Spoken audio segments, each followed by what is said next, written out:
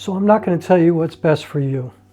What I am going to recommend is that you maybe rent a couple of these lenses. No matter what camera you have, they come in all kinds of different mounts. I would rent them and see if it works for what you like to do, for how you like to work, for how you like to express yourself, for what you're trying to say.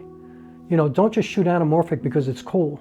Because honestly, it could be a pain in the ass too. You have to do everything manually, you got to do the math, you got to have de-squeeze, you got to do all kinds of stuff to make it work. But if you're all about getting what you want, and if anamorphic is going to give you what you want, and if you like to present in that kind of aspect ratio, and if it's just something that seems like something that resonates with you, then it's worth it. Because to me, my Sirui 35mm f1.8 and Sirui 75mm f1.8, these two lenses look beautiful to me, and I love working with them, and they are worth the effort. They are worth every single drop. But that's me. That's not necessarily you. So that's my recommendation, and I'm going to show you this footage right now and see what you think. All right, this is pretty cool because what you're looking at right now is my Helios 44 lens, but this video is about my Sirui 35mm f1.8 APS-C anamorphic lens that I'm using on the Panasonic S5.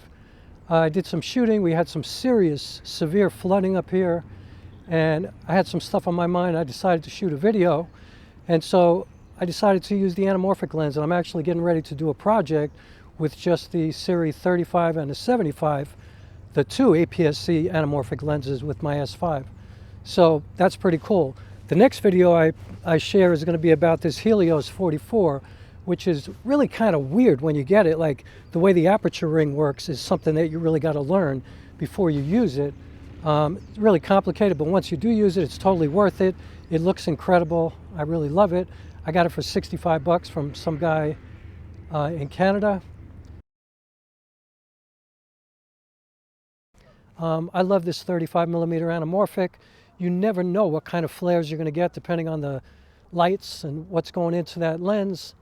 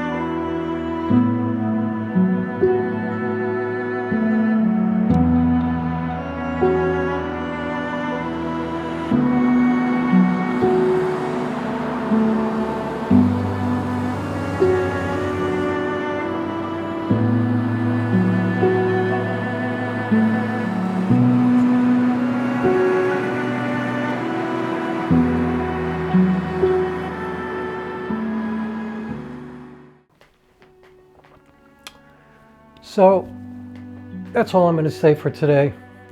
You have to decide if anamorphic is the right way to go for you.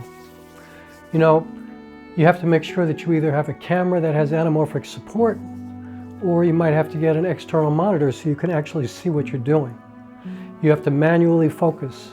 You have to deal with your aperture manually, like you're not electronically connected to your camera. You have to decide if these things are for you and if the look is worth it, and if it moves you in a way that makes you absolutely have to shoot with anamorphic lenses, where you're willing to do the things that you need to do in post to get everything to look the right way, to work in that aspect ratio, to present things in a way that's different than what you might be used to. For me, totally worth it. I love the way it looks. I love the roll-off. I love how it's not sharp on the edges. I love all of it. You're looking at the 75mm right now.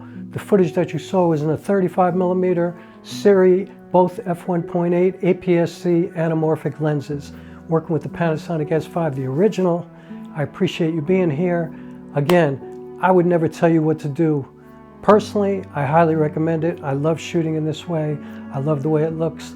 And equally, I love the way it feels. And so, thanks for watching. Please subscribe if you feel like you like what I do. Hit the like button if you like what I just did, and all of that. It's really flooded out here like crazy right now. So I'll get some footage for you. And I'll see you on the next video. All right, that's it.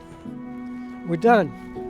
I'm gonna walk to the camera now like YouTubers do and just turn it off like this.